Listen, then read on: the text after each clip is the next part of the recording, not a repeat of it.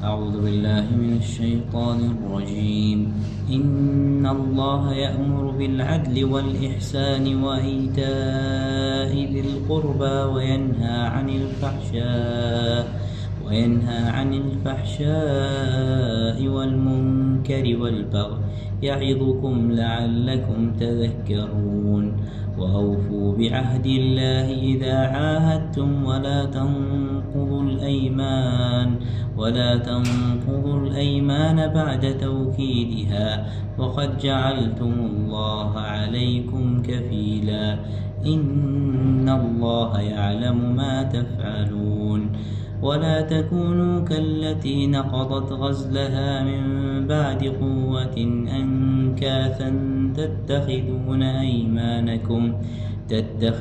أيمانكم دخلا بينكم أن تكون أمة هي أربى من أمة إنما يبلوكم الله به وليبينن لكم يوم القيامة ما كنتم فيه تختلفون.